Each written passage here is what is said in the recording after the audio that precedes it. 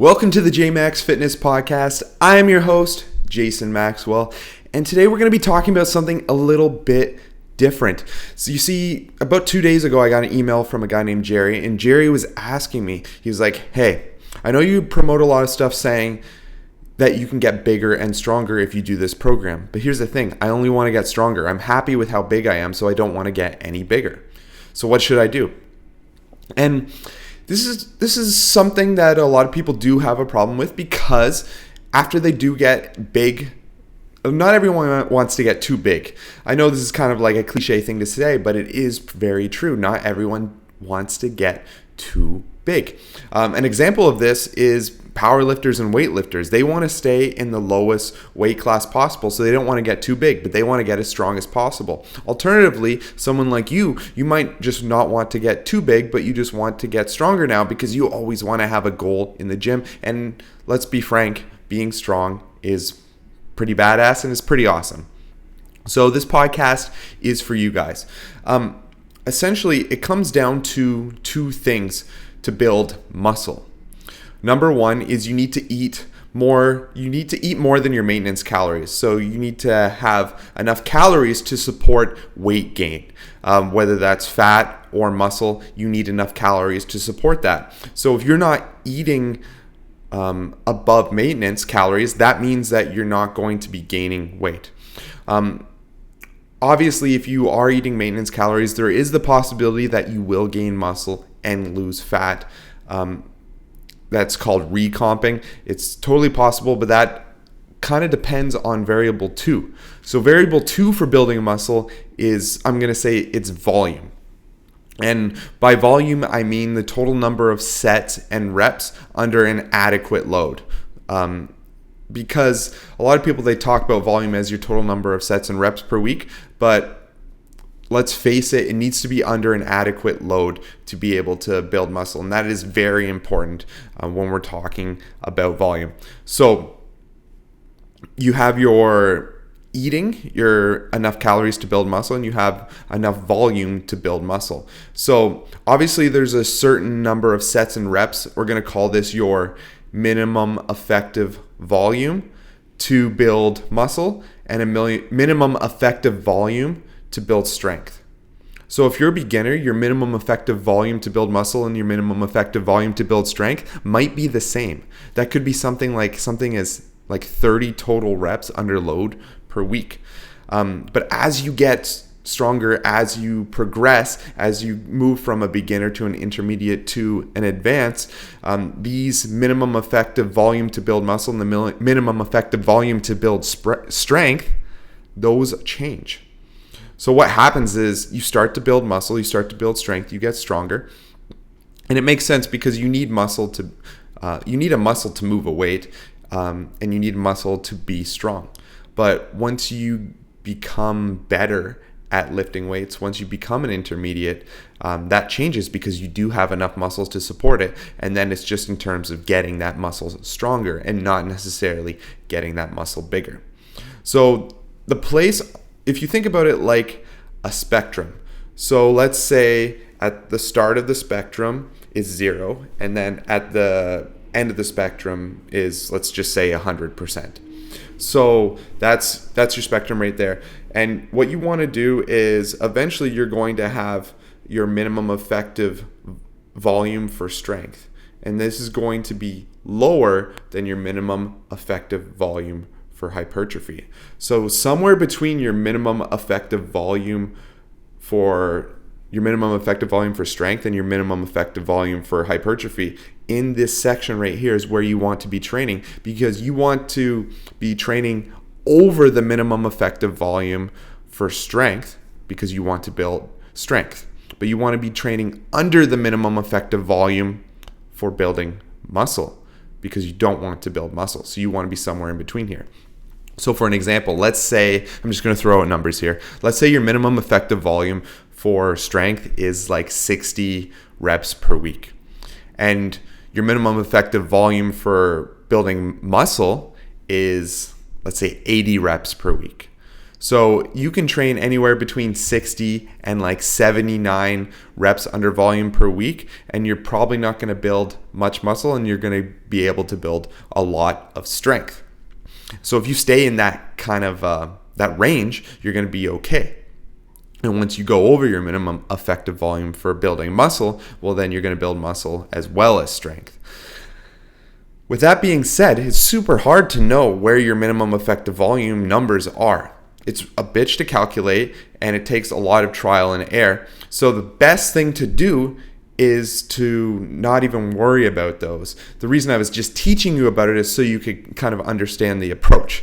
So first things first, the nutrition is easy because you want to eat at or below your maintenance calories per day. Your maintenance calories are body weight times 14 or 15. So if you're 200 pounds, that's like 2,800 calories to 3,000 calories per day. Eat under that and you should be fine so you don't gain weight. Then from here, you want to have a low volume, high intensity program. So what I mean by that is you want to be working with weights that are very heavy, but you don't want to be doing a lot of sets and reps. And you want to start as low as possible. And if you're not gaining strength, you want to first try to up the intensity, so up the weight, and really push yourself, and give it like 8 weeks. And if you're still not building strength, then you will need to add a bit of volume gradually until you figure it out.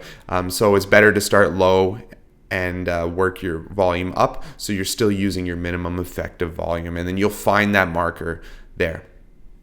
Obviously, we can't totally isolate it. You will always build a bit of muscle, but if you're really working with a minimum, then we're going to just maximize building strength and minimize building muscle.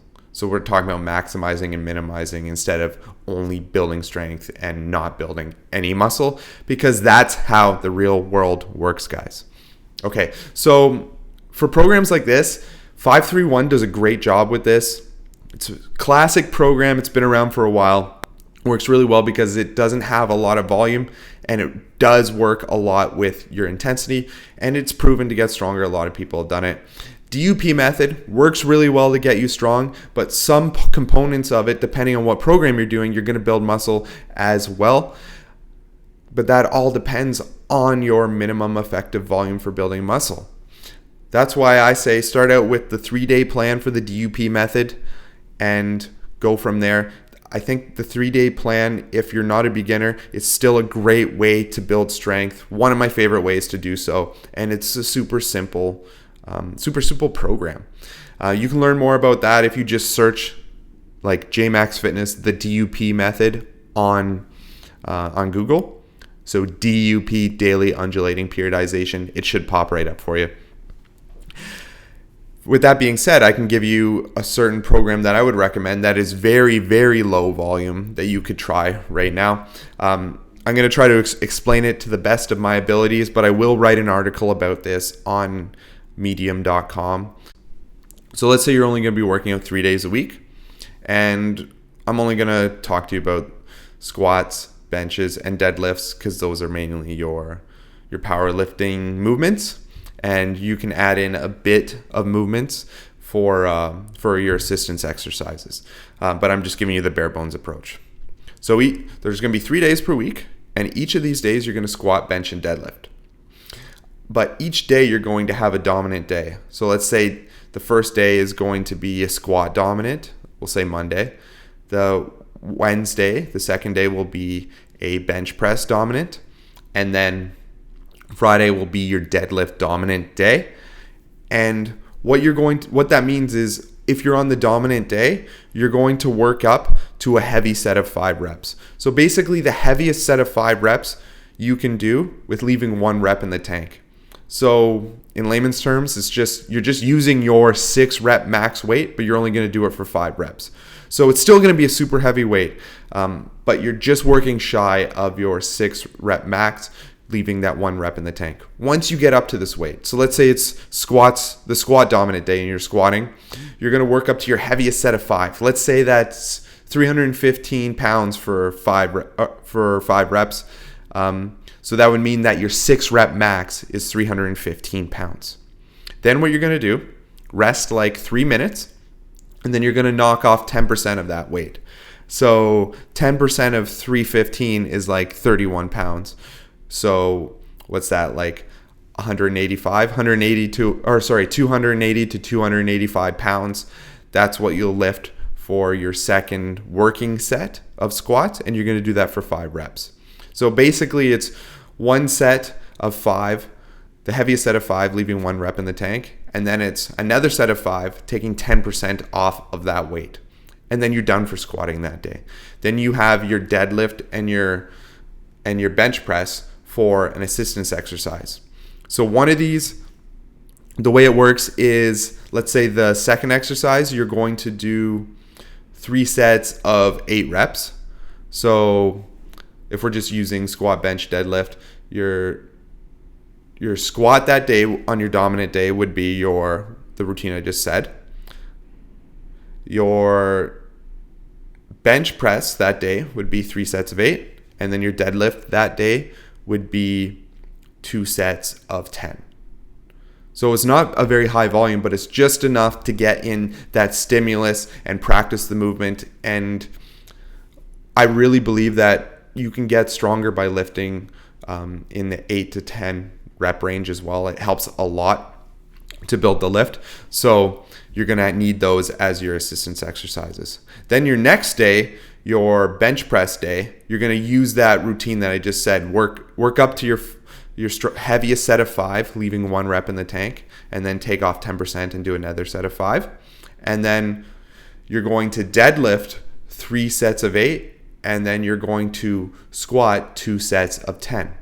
Then on Friday, your deadlift dominant day, you're going to work up to your heavy set of 5, take off 10% of that and do another set of 5. And then you're going to squat 3 sets of 8, and then you're going to deadlift 2 sets of 10. So very simple program. You can just rewind this if you're not watching it live or listening to it live, and you can just write this down, or you can just search for that article on Medium. Or if you're in my JMax Fitness Elite Facebook group, go join that, and you can see that I posted this workout there as well. So there's many places to find it written down for you, but I just wanted to really tell you about it right now. So it's a super simple program with minimum volume, and we're going to try to maximize the intensity here so that we're going to get you stronger without getting bigger, because that's the whole goal of today's podcast. So try that routine out, or go check out the DUP method and do the 3-day routine there in that program. Those are both solid ways of getting stronger without getting too big. Because, you don't want to get too big, right? So guys, I am Jason Maxwell here from JMax Fitness, and I'll be seeing you guys next time.